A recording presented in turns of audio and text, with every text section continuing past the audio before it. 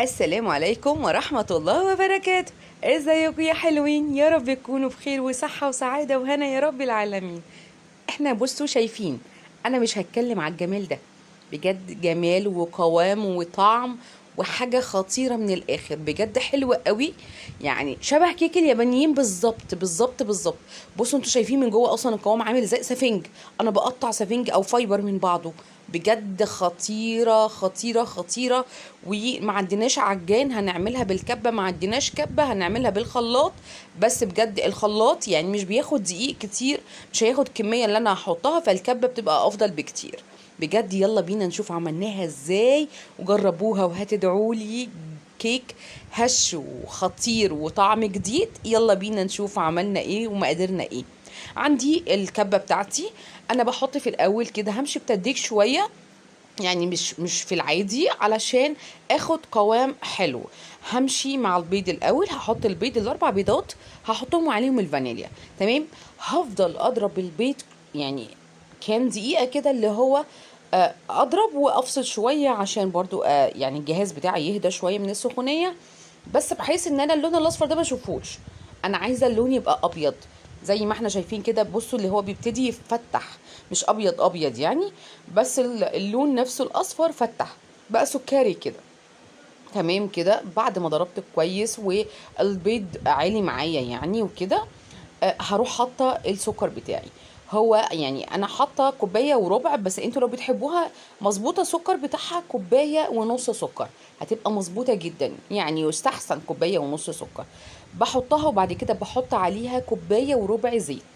تمام. اضرب بقى ده كله في بعضه، بس اهم حاجه في الاول بعمل البيض الاول ضربه كويسه.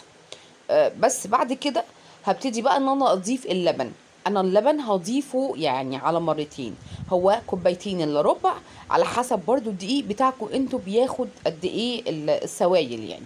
فانتوا حطوا كوبايه ونص واستنوا، لو انتوا احتاجتوا الربع حطوها، ما احتاجتوش الربع ما تحطوهاش. لما ايه، لما تشوفوا القوام دلوقتي، القوام اللي انتوا هتشوفوه. الدقيق بقى معايا انا حطيت ايه، حطيت شفتوا نص كيلو دقيق، هو نص كيلو دقيق. تنخلوه وتحطوه، او لو بالمقدار الكوبايه هتحطوا مثلا قيمه 4 كوبايات الا ربع. تمام، يعني هو النص كيلو، او ساعات بيديني 3 ونص، نص كيلو دقيق، فاهمني؟ فانا بقول لكم على حسب اللي هيطلع معاكم ايه، بس اللي من الاخر يعني هي نص كيلو دقيق، لان دي كيكه عائلي انا كنت عاملاها كبيره شويه.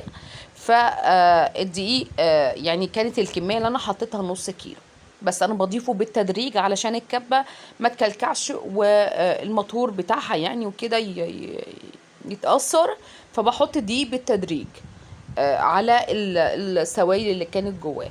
بصوا كل شوية كنت بفتح واعمل الحروف كده وانزلها. تمام. والدقيق طبعا لما نيجي نحطه نحط عليه كيس بيكنج باودر، يعني هو كيس، هو انا حطيت كيك شيف، فانتوا المتوفر عندكم الكيك شيف هيطلع لنا قوام حلو قوي وما فيهوش فراغات كتير. تمام. بس وذرة ملح صغننة كده وبس، بضرب بقى كله كويس مع بعضه. وما تنسوش لو ضفتوا كوبايه ونص دقيقه لبن، سوري، يعني ناخد بالنا من ان احنا هنضيف امتى. بصوا بقى يعني هنضيف امتى الربع، يعني على حسب القوام اللي قدامكم ده. بصوا القوام عامل ازاي، فلافي قوي قوي قوي وناعم جدا، وما فيهوش اي تكتلات ولا اي حاجه. بصوا كده ما شاء الله، حطيتها في الصينيه. انا بحب اعمل في الصواني الالومنيوم، بجد حلوه قوي قوي وبتسوي لي الحاجه كويس جدا.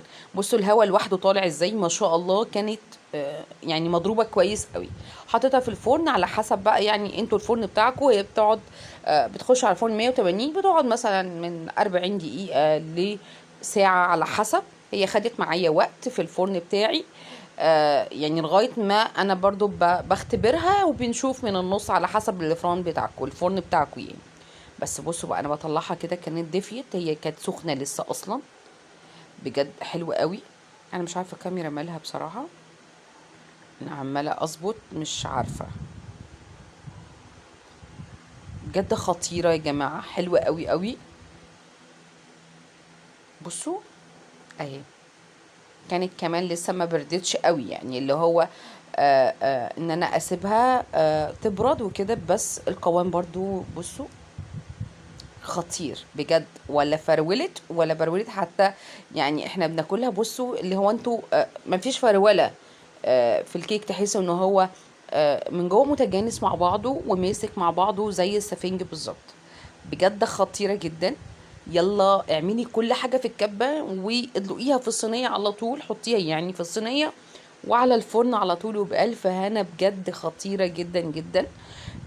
كيك حلو قوي. جربوه بالطريقة دي هيعجبكم، وهيبقى مختلف تماما عن اي كيك كلتوه قبل كده. لو عجبكم ما تنسونيش بقى بلايك وسبسكرايب وتفعيل الجرس عشان يوصل لكم كل جديد مني يا حلوين. دمتم سالمين، والسلام عليكم ورحمة الله وبركاته.